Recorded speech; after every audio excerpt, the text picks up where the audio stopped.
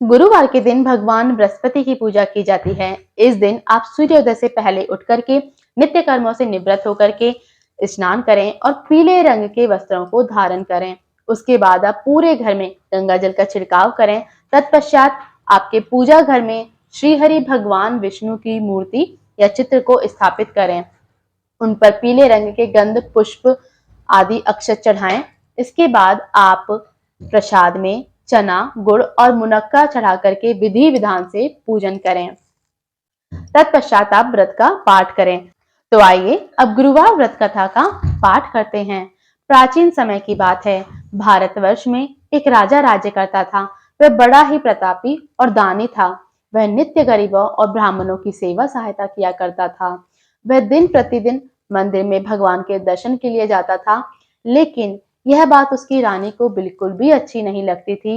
वह न ही तो पूजा करती थी और न ही दान दक्षिणा देने में उसका बिल्कुल भी मन लगता था। एक दिन राजा शिकार खेलने के लिए वन को गए हुए थे, तो रानी और दासी महल में दोनों अकेली थी। उसी समय साक्षात बृहस्पति देव साधु वेश धारण करके महल में भिक्षा मांगने लगे। भिक्षा मांगी तो रानी ने भिक्षा देने से मना कर दिया। रानी ने कहा कि हे साधु महाराज, मैं तो दान पुण्य से तंग आ गई हूँ। इस कार्य के लिए तो मेरे पति ही बहुत हैं। अब आप ऐसी कृपा करें कि यह सारा धन नष्ट हो जाए और मैं आराम से रह सकूं। साधु ने कहा, देवी तुम बड़ी विचित्र हो। धन और संतान आखिर कौन नहीं चाहता। इसके लिए तो सभी मनोकामना करते हैं। पापी भी पुत्र और धन की इच्छा करता है। अगर तुम्हारे पास इतना अधिक धन है तो तुम क्यों ना मनुष्यों को भोजन कराओ, प्याऊ लगवाओ, ब्राह्मणों को दान दो, कुआं और तालाब बावड़ी आदि बाग बगीचे बनवाओ, मंदिर और पाठशालाओं का निर्माण करवाओ। जो निर्धन अपनी कन्याओं का विवाह नहीं कर सकते, उन कन्याओं का विवाह कराओ। यज्ञ आदि में कर्म करो। ऐसा करने से तुम्हारा यश परलोक में सार्थक होगा और स्वर्ग की प्राप्ति होगी। लेकिन रानी पर इन उपदेशों का कोई प्रभाव न पड़ा। वह बोली, महाराज, मुझे तो ऐसे धन की आवश्यकता ही नहीं जिसको मैं अन्य लोगों को दान दूं, जिसको रखने से संभालने से मेरा समय ही नष्ट हो जाएगा। बस आप तो ऐसी कृपा कर दें कि मेरा ये सारा धन नष्ट हो जाए, तब मैं आराम से रह सकूंगी। साधु ने उत्तर दिया, यदि तुम्हारी ऐसी ही इच्छा है तो जैसा मैं तुम्हें बताता हूँ तुम वैसा ही करना। बृहस्पतिवार के दिन गोबर से घर को लीपना, अपने केशों को पीली मिट्टी से धोना। राजा से कहना वह हर बृहस्पतिवार को हजामत बनवाए। भोजन में मांस मदिरा आदि खाना, कपड़ा धोबी के यहाँ धुलने डालना। ऐसा करने से 7 बृहस्पतिवार में ही आपका सारा धन नष्ट हो जाएगा। इतना कह करके वह साधु महाराज वहां से अंतर्ध्यान हो गए।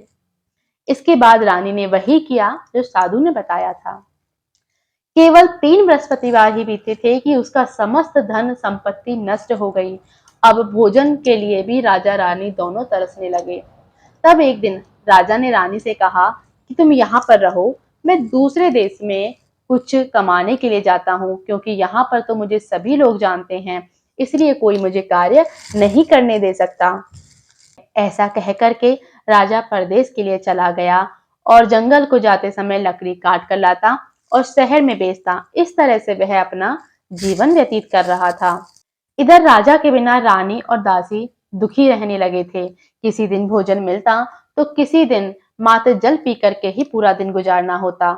एक समय जब रानी और दासी 7 दिन बिना भोजन के रहना पड़ा, तो रानी ने अपनी दासी से कहा, दासी, पास के ही शहर में मेरी बहन रहती है, वह बहुत ही धनवान है। तुम उसके पास जाओ और 5 सेर बेजर मांग के लाओ, ताकि कुछ समय के लिए हम अपना पेट भर सकें। दासी रानी की बहन के पास गई। जब दासी रानी की बहन के पास गई तो उस दिन बृहस्पतिवार का दिन था। रानी की बहन उस समय बृहस्पति देव की कथा सुन रही थी। दासी की बहन को अपनी रानी का संदेश दिया, लेकिन रानी की बहन ने कोई उत्तर नहीं दिया। जब दासी को रानी की बहन का कोई उत्तर ना मिला तो उसे मन ही मन बहुत दुख हुआ और साथ ही क्रोध भी आया। दासी ने वापस आकर के रानी को सारी बात बताई। सुनकर रानी ने कहा, दासी, इसमें उसका कोई दोष नहीं। जब बुरे दिन आते हैं तब हर कोई सहारा नहीं देता। अपनों का पता तो विपत्ति में ही लगता है। जो ईश्वर की इच्छा होगी अब वही होगा। हमारे भाग्य में यही लिखा है। और भाग्य को दोनों कोसने लगी। उधर रानी की बहन ने सोचा, मेरी बहन की दासी आई लेकिन मैं उससे मिल न सकी। उसे बहुत दुख हुआ। कथा सुनकर के पूजन समाप्त करके वह अपनी बहन के घर गई और कहने लगी कि हे बहन, मैं बृहस्पतिवार का व्रत कर रही थी। जब तक वह कथा होती तब तक वह कथा से उठते नहीं हैं, इसलिए मैं रानी दासी से बोल न सकी।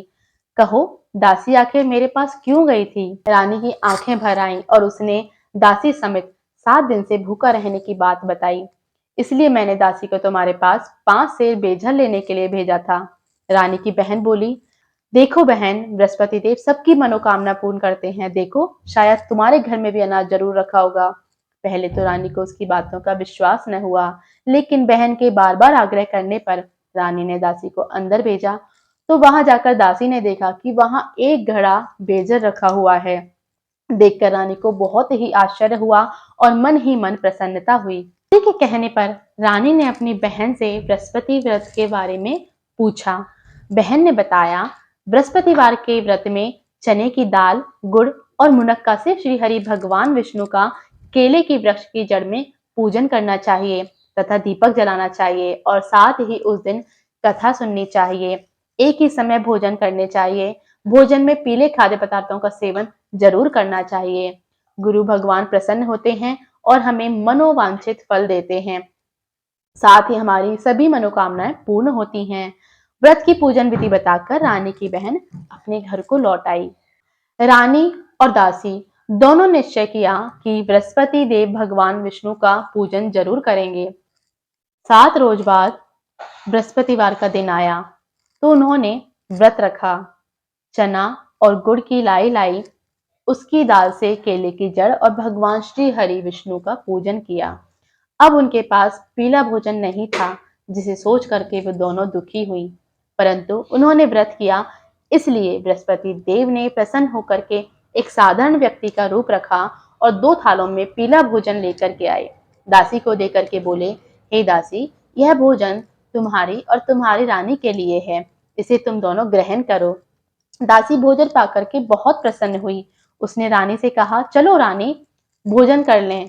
परंतु रानी को भोजन आने के बारे में कुछ पता ही नहीं था, इसलिए उसने कहा कि तू ही भोजन कर ले, क्यों व्यर्थ में हंसी उड़ाती है। तब दासी ने कहा, एक व्यक्ति भोजन देकर के गया है। तब रानी ने कहा, वह व्यक्ति तेरे लिए भोजन देकर गया है तो तू कर ले। तब दासी ने बताया कि वह व्यक्ति हम दोनों के लिए 2 थालों में सुंदर पीला भोजन देकर के गए हैं। उसके बाद वे प्रत्येक गुरुवार को भगवान बृहस्पति देव का व्रत और पूजन करने लगी। बृहस्पति देव भगवान की कृपा से उनके पास धन वापस आया, परंतु फिर से रानी पहले की तरह आलस करने लगी। तब दासी बोली, देखो रानी, तुम पहले भी इस प्रकार आलस्य करती थी। तुम्हें धन के रखने से कष्ट होता था, इस कारण सभी धन नष्ट हो गया। अब गुरु भगवान की कृपा से हमें धन मिला है, तो फिर तुम्हें अब आलस्य क्यों होता है? बड़ी मुसीबतों के बाद हमने धन पाया है, हमारे अच्छे दिन आए हैं, इसलिए तुम अब दान पुण्य करना सीखो। भूखे मनुष्यों को भोजन कराओ, प्याऊ लगवाओ, ब्राह्मणों को दान दो, अपना धन शुभ कार्यों में खर्च करो, जिससे तुम्हारा कुल का यश होगा और तुम्हें स्वर्ग की प्राप्ति होगी। तुम्हारे इससे पितर प्रसन्न होंगे। दासी की बात मान करके रानी शुभ कार्य करने लगी, जिससे उसका यश चारों दिशाओं में फैलने लगा। एक दिन रानी और दासी आपस में विचार करने लगे कि न जाने राजा किस दशा में होंगे, उनकी कोई खोज खबर भी नहीं है। उन्होंने श्रद्धा पूर्वक बृहस्पति देव भगवान से प्रार्थना की कि राजा जहां भी हो शीघ्र वापस आ जाएं। उस दिन बृहस्पति देव ने राजा के स्वप्न में कहा कि हे राजन, उठ और तेरी रानी तुझे बुला रही है, अपने देश को लौट जा। राजा प्रातःकाल उठा और जंगल से लकड़ी काट शहर की ओर चल पड़ा। जंगल से गुजरते हुए विचार करने लगा कि रानी की गलती से उसे कितने दुख भोगने पड़े। राजपाट सब समाप्त हो गया। जंगल में आकर के उसे रहना पड़ा है। जंगल से लकड़ी काटकर शहर में बेचकर गुजारा करना पड़ता है और अपनी दशा को याद करके और व्याकुल हो उठा। राजा के पास बृहस्पति देव साधु के वेश में आकर बोले, हे लकड़हारे, तुम इस सुनसान जंगल में किस व्यर्थ चिंता में बैठे हो, मुझे बतलाओ। यह सुनकर के राजा के नेत्रों में आंसू आ गए। साधु की वंदना कर राजा ने अपनी संपूर्ण कहानी सुनाई। महात्मा दयालु होते हैं तो वो राजा से बोले, हे राजा, तुम्हारी पत्नी बृहस्पति देव के प्रति अपराध किया था, जिसके कारण तुम्हारी यह दशा हुई थी। अब तुम चिंता न करो, भगवान तुम्हें पहले से भी अधिक धन देंगे। देखो, अब तुम्हारी पत्नी ने बृहस्पतिवार का व्रत शुरू कर दिया है। तुम भी अब बृहस्पतिवार के व्रत में चने की दाल और गुड़ मुनक्का से श्री हरि भगवान विष्णु का केले की वृक्ष की जड़ में पूजन करो तथा दीपक जलाओ और कथा का पाठ करो। उस दिन एक ही समय भोजन करना, लेकिन भोजन में पीले खाद्य पदार्थ का सेवन जरूर करना। भगवान तुम्हारी सभी मनोकामनाएं पूर्ण करेंगे। साधु की बात सुनकर राजा बोले, हे प्रभु, लकड़ी बेच करके मुझे इतना पैसा कहाँ मिलता है जिसके उपरांत मैं कुछ बचा सकूं और पीला भोजन ले सकूं। रात्रि को मैंने अपनी पत्नी को सपने में व्याकुल देखा है। उसका कोई समाचार भी मैं नहीं जान सकता। फिर मैं ऐसी कौन सी कहानी कहूँ जिससे मुझे कुछ मालूम ही नहीं। साधु ने कहा, हे राजा, बृहस्पति देव भगवान के पूजन की व्रत का निश्चय करो। वे स्वयं तुम्हें कोई ना कोई राह अवश्य दिखला देंगे। बृहस्पतिवार के दिन तुम रोजाना की तरह लकड़ियां लेकर शहर को जाना।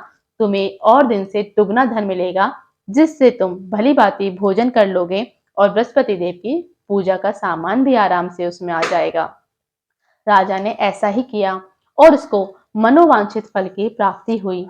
इस प्रकार जो भी यह कथा पढ़ता या सुनता है, उसके सभी मनोरथ पूर्ण होते हैं। ऋषि हरि नारायण भगवान विष्णु की जय।